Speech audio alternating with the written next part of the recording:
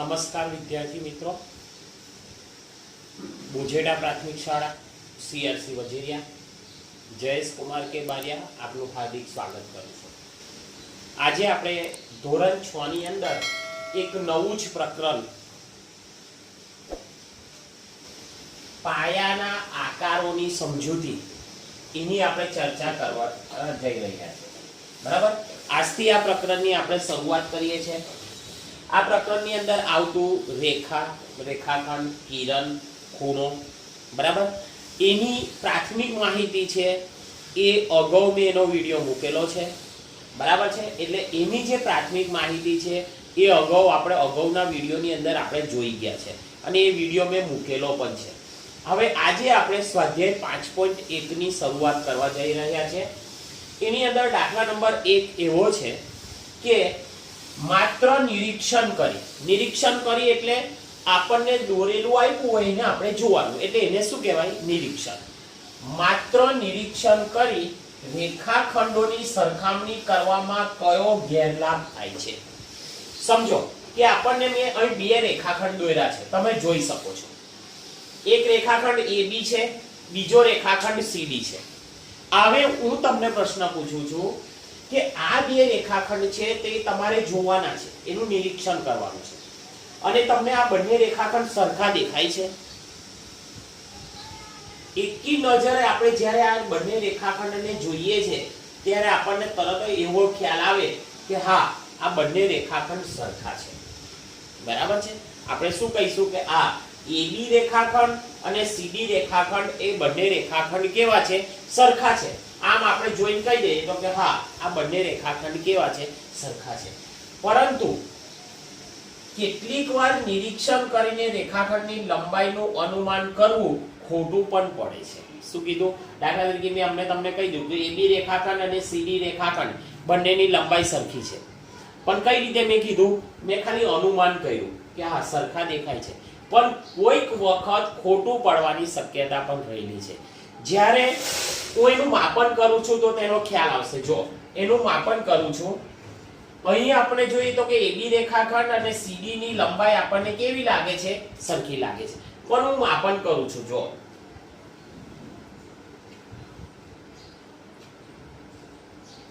આ રેખાખંડની લંબાઈ છે 8 સેમી। કેટલી છે? 8 સેમી। આ રેખાખંડ છે એની લંબાઈ છે 8 સેમી। 8 સેમી। આ રેખાખંડ હું માપું છું।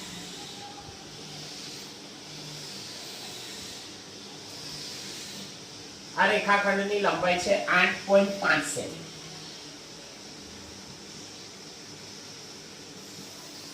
બરાબર, તો તમે જોઈ શકો છો નિરીક્ષણની અંદર નિરીક્ષણ કરી આપણે જોઈએ ત્યારે આપણને બંને સરખા લાગે છે, પરંતુ ખરેખર એનું માપન કરીએ તો 8 સેમી નો છે અને 8.5, એટલે બંને રેખાખંડ કેવા છે? સરખા નથી। એટલે આપણે લખીએ કે AB રેખાખંડ અને CD રેખાખંડ એ કેવા નથી? સરખા નથી, બરાબર છે।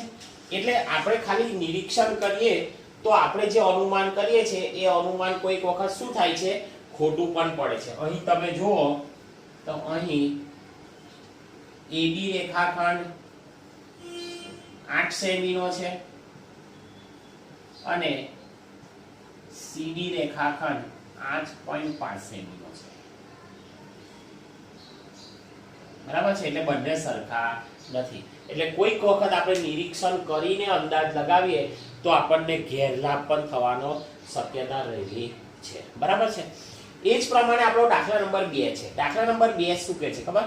રેખાખંડની લંબાઈ માપવા માટે માપપટ્ટી કરતા દ્વિભાજક શા માટે વધુ ઉપયોગી છે? હવે તમને દ્વિભાજક તો ખબર છે ને, કંપાસ પેટીના સાધનોની મેં તમને બધા સાધનો બતાવેલા છે। એની અંદર આપણે જોઈએ તો કે માપપટ્ટી આવે, પરિકર આવે, પછી કાટખૂણિયા આવે, કોણ માપક આવે અને દ્વિભાજક। દ્વિભાજક એટલે જે બંને બાજુ અણીવાળું હોય છે।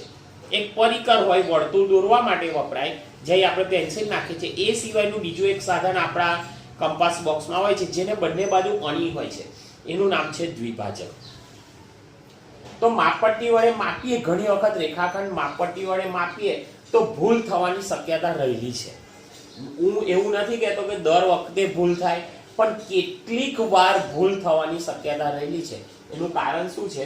તો કે માપપટ્ટી વડે રેખાખંડની લંબાઈ માપતા કેટલીક વાર પૂરેપૂરું સાચું માપ મેળવી શકાતું નથી. કેટલીક વાર એવું કીધું છે, દર વખત નહીં કીધું, કેટલીક વાર સાચું માપ મેળવી શકાતું નથી. એવું નથી કે દર વખત જ નથી સાચું માપ મેળવાતું, એવું નથી. કેટલીક વાર, કોઈક વખત સાચું માપ મેળવી શકાતું નથી. એનું કારણ શું છે? તો કે માપપટ્ટી પરના આંકની પ્રમાણભૂતતા. ઘણી વખત એવું પણ બને કે આપણી માપપટ્ટી હોય તો એની ઉપરના આંક છે એ ભૂસાઈ ગયા હોય, આપણી માપપટ્ટી આગળથી તૂટેલી હોય, બરાબર છે. પછી માપપટ્ટીની જાડાઈ પર પણ આધાર રાખે છે.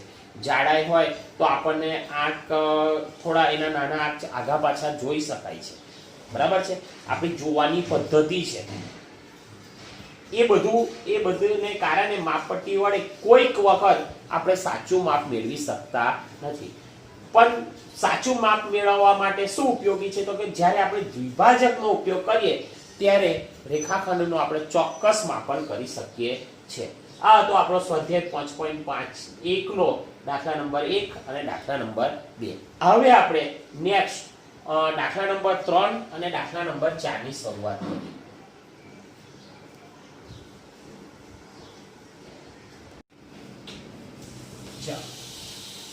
દાખલા નંબર 3 શું કહે છે? જો કોઈ પણ રેખાખંડ દોરી AB કહો. આપણે એક રેખાખંડ દોરી દીધો, એનું નામ આપ્યું A અને B, બરાબર. પછી શું કીધું? કોઈ બિંદુ C ને A અને B ની વચ્ચે રેખાખંડ પર દર્શાવો. આપણે બિંદુ C ને રેખાખંડ AB પર દર્શાવી દીધો, અહીં બિંદુ C. પહેલું શું કર્યું? AB રેખાખંડ દોર્યો, માપ વગરનો છે, આપણે માપ લીધું નથી, માપ વગરનો AB રેખાખંડ દોરી દીધો, એની પર બિંદુ C બતાવી દીધું, બરાબર છે. પછી શું કહે છે? જો AB, BC અને AC ની લંબાઈ માપો. આપણે AB, AC રેખાખંડ અને CB રેખાખંડ ત્રણની શું કરવાની છે? લંબાઈ માપવાની છે. અને આપણે સાબિત કરવાનું છે કે AB રેખાખંડ બરાબર AC વત્તા CB. આ બે રેખાખંડનો સરવાળો AB રેખાખંડ જેટલો થવો જોઈએ, એવું આપણે સાબિત કરવાનું છે, બરાબર છે. ચાલો હવે અહીં જોઈએ. અહીં રેખાખંડ AB દોરેલ છે, મેં આ રેખાખંડ જે ઉપર છે એવું નીચે લખ્યું છે. જો અહીં રેખાખંડ AB દોરેલ છે, તેના પર બિંદુ C દર્શાવેલ છે, હવે આપણે શું કરીએ? AC રેખાખંડ, CB રેખાખંડ અને AB નું માપન કરીએ, બરાબર છે. તો પહેલા આપણે લખીએ AB રેખાખંડ બરાબર, આપણે પહેલા માપી લઈએ. ચાલો, AB રેખાખંડ 12 સેમીનો છે. કેટલા સેમીનો છે? 12 સેમીનો. 12 સેમીનો AB રેખાખંડ છે. ચાલો, AC રેખાખંડ, AC રેખાખંડ 7 સેમીનો છે. કેટલાનો છે? 7 સેમીનો છે. AC રેખાખંડ કેટલા સેમીનો છે? 7 સેમીનો છે.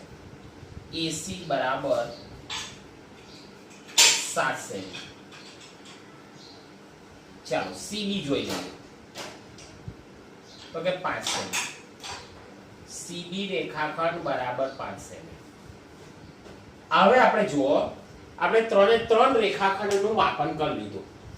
AB રેખાખંડ 12 સેમી, AC રેખાખંડ 7 સેમી, CB રેખાખંડ 5 સેમી, બરાબર છે.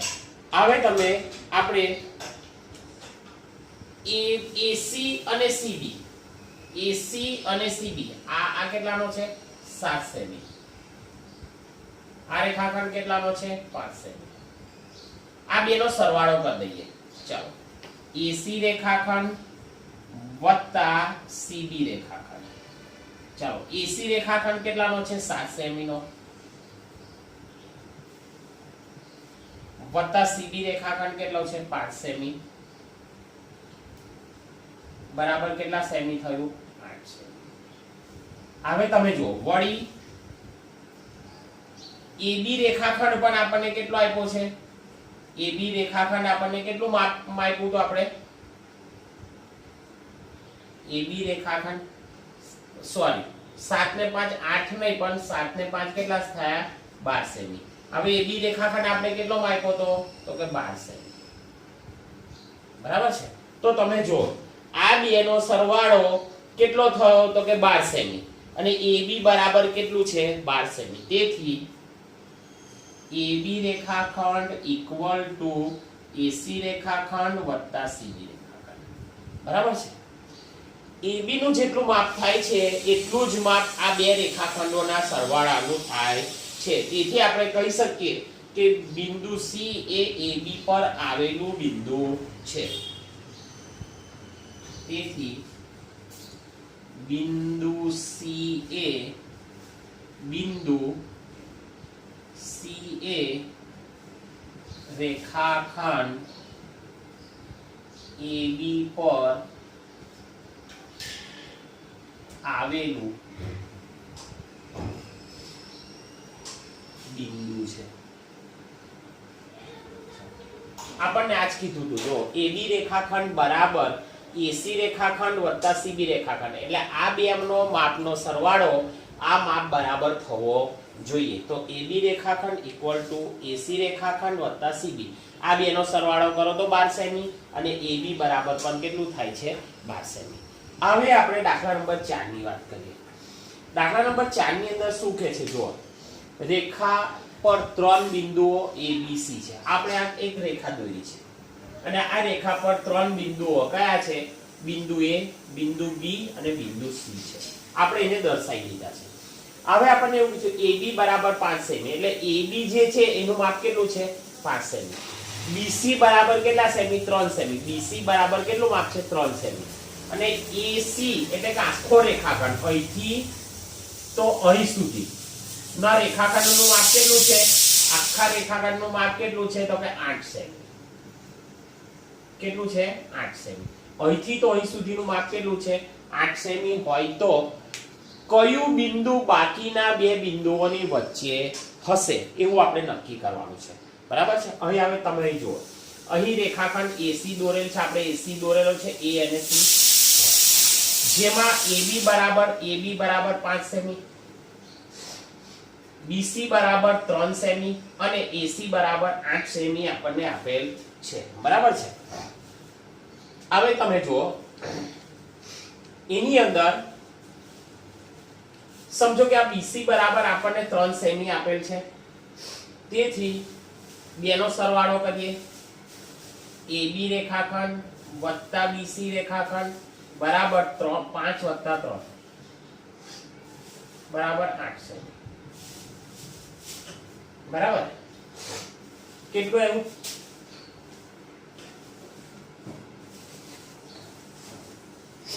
ચાલો AB વત્તા BC બેનો સરવાળો કેટલો થયો 8 સેમી. વળી AC રેખાખંડ બરાબર પણ કેટલું છે તો કે 8 સેમી. તેથી AC રેખાખંડ ઇક્વલ ટુ AB રેખાખંડ વત્તા BC રેખાખંડ આ બેનો જેટલો સરવાળો થાય છે એટલો જ સરવાળો કોનો થાય છે AC રેખાખંડનો થાય છે. તેથી આપણે કહી શકીએ કે રેખાખંડ AC પર B બિંદુ આવેલું છે. બરાબર છે. હોય તો કયું બિંદુ બે બિંદુઓની વચ્ચે છે તો કે બિંદુ B. તેથી રેખાખંડ AC પર બિંદુ B આવેલ છે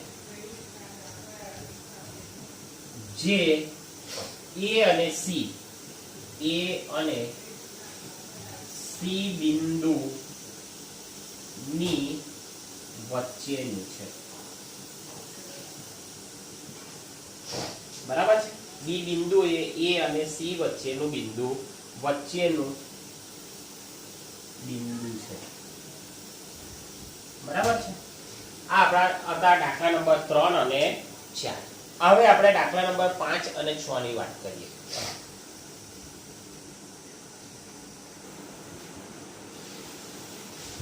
ચાલો દાખલા નંબર 5 શું કહે છે? જો ચકાસો કે ડી બિંદુ એ AG નું મધ્ય બિંદુ છે. અહીં આપણને એક રેખા આપેલી છે અને રેખા પર બધા બિંદુઓ છે અને આ બે બિંદુઓ વચ્ચેનું અંતર કેવું છે? સરખું છે. બે બિંદુઓ વચ્ચેનું અંતર કેવું છે? સરખું છે. અહીં આપણને AG નું મધ્ય બિંદુ D છે એવું આપણે સાબિત કરવાનું છે. હવે તમે જુઓ આ એક રેખા છે અને આ રેખા પર બધા રેખાખંડ આપેલા છે. AB રેખાખંડ, BC રેખાખંડ, CD રેખાખંડ, DE રેખાખંડ, EF રેખાખંડ, AG રેખાખંડ, AC રેખાખંડ, AD રેખાખંડ, AE રેખાખંડ. બરાબર છે? તો આવા આપણને રેખાખંડ આપેલા છે.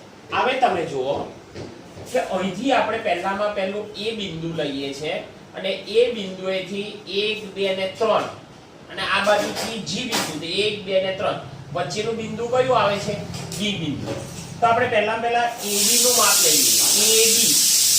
AB બરાબર. તો આપણે લઈશું AB બરાબર કયા AB ની વચ્ચે કયા રેખાખંડ આવે છે? તો કે આ બિંદુ A અને આ બિંદુ D. એની વચ્ચે કયા રેખાખંડ આવે છે? તો કે AB રેખાખંડ વત્તા BC રેખાખંડ વત્તા કયો રેખાખંડ? CD રેખાખંડ.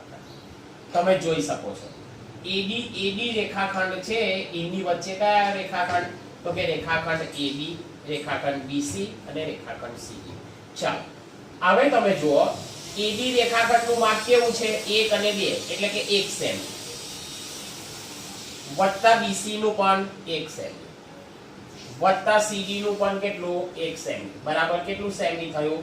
3 સેમી. એટલે આપણે A થી D સુધી પહોંચીએ તો આપણું માપ કેટલું થાય છે? 3 સેમી. એ જ રીતે આ અહીંથી D થી G સુધીનું માપ લઈ લઈએ તો કયા રેખાખંડ છે? તો કે DE રેખાખંડ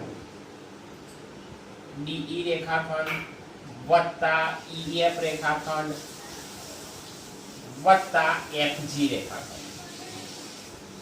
ચાલો આ બેનું માપ કેટલું છે? 4 અને 5 એટલે 1 સેમી વત્તા 1 સેમી વત્તા આનું પણ 1 સેમી બરાબર કેટલું થયું? 3 સેમી. બરાબર છે? એટલે AG રેખાખંડની અંદર D બિંદુએથી આ બાજુનું અંતર પણ 3 સેમી છે, આ બાજુનું અંતર પણ કેટલું છે? 3 સેમી છે. તો AG રેખાખંડ બરાબર AD રેખાખંડ વત્તા DG રેખાખંડ. ચલો AD રેખાખંડ આપણે કેટલો આવ્યો? AD રેખાખંડ કેટલો આવ્યો? તો કે 3 સેમી વત્તા DG રેખાખંડ કેટલો આવ્યો? 3 સેમી. ચાલો 3 સેમી 3 સેમી કેટલા સેમી થયું? 6 સેમી. તો આપણને ખબર છે AG નું માપ કેટલું છે? તો કે 6 સેમી. બરાબર. તેથી રેખાખંડ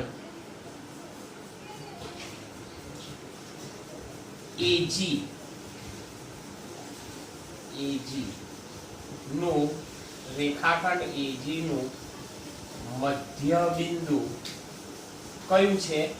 D છે. કયું છે? D છે. બરાબર છે? કેમ? તો કે D થી તમે આ બાજુ જાઓ તો પણ 3 એકમ છે માપ, 3 સેમી માપ છે. 1 2 અને 3. D ની આ બાજુ જાવ તો પણ કેવું છે? 3 સેમી છે. તેથી રેખાખંડ AG નું મધ્ય બિંદુ કયું છે? D છે. બરાબર છે? હવે આપણે દાખલા નંબર 6 ની વાત કરવાની છે. 6 ની અંદર આપણને શું કહે છે ખબર? B એ AC નું મધ્ય બિંદુ છે અને C એ DD નું મધ્ય બિંદુ છે અને ABCD એક જ રેખા પર છે. તો AB બરાબર CD આપણે શા માટે કહીશું એ આપણે નક્કી કરવાનું છે.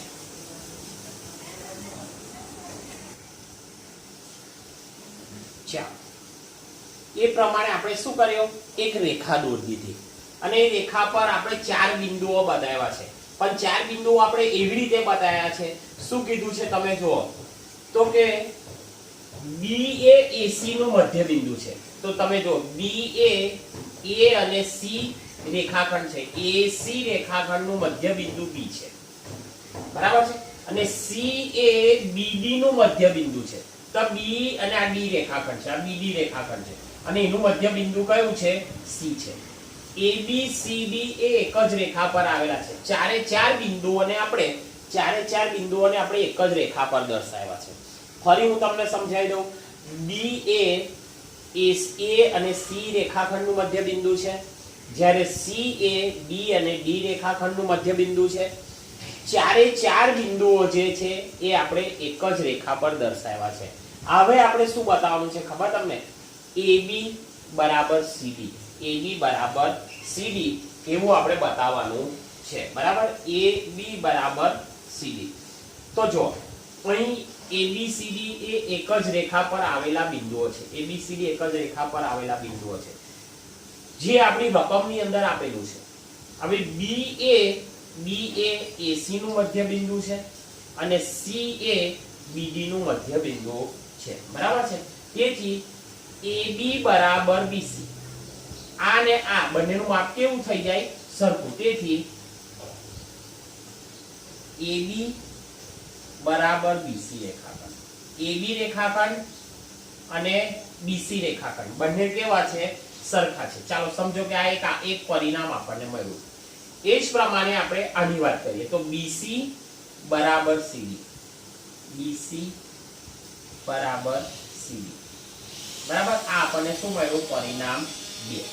બરાબર? તો પરિણામ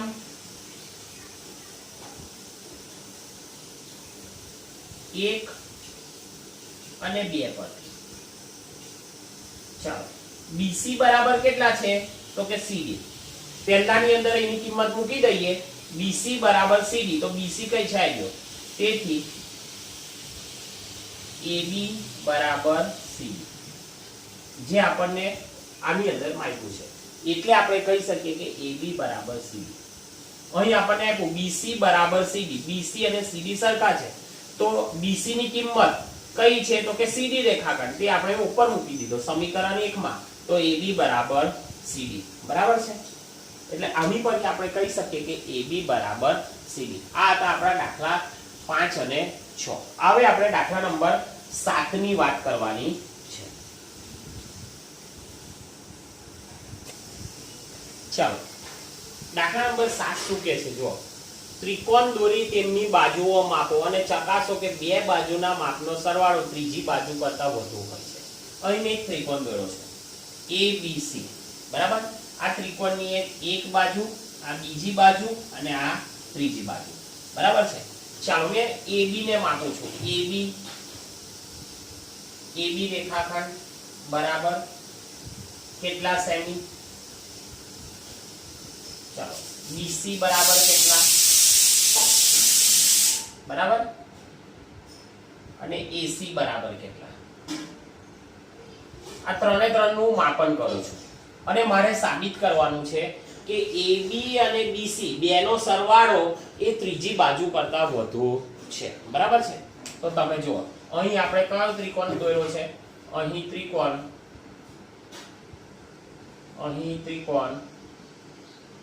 ABC દોરેલ છે. બરાબર? આ એની શું છે? બધી બાજુઓ છે. AB રેખાખંડ, BC રેખાખંડ અને AC રેખાખંડ. ચાલો આને હું માપું છું AB રેખાખંડ. તો મારો થયો 6 સેમી. BC રેખાખંડ માપું છું મેં તો 8 સેમી. ચાલો આ થયો મારો 6 સેમી. આ મારો થયો 8 સેમી. ચાલો AC માપું 9 સેમી. 9 સેમી. ચાલો AB બરાબર 6 સેમી, 8 સેમી અને આ 9 સેમી. બરાબર છે? ચલો આ બેનો સરવાળો કરીએ. AB રેખાખંડ વત્તા BC રેખાખંડ બરાબર 6 વત્તા 8 બરાબર 8 ને 6 14 સેમી. અહીં AC કેટલો છે? 9 સેમી. તો તમે જોઈ શકો છો કે બે બાજુના માપનો સરવાળો એ ત્રીજી બાજુ કરતા વધુ હોય છે. ઉપરના માપ પરથી કહી શકાય કે ત્રિકોણની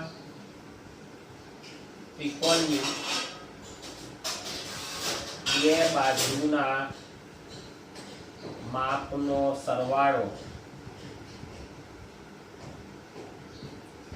ત્રીજી બાજુ કરતા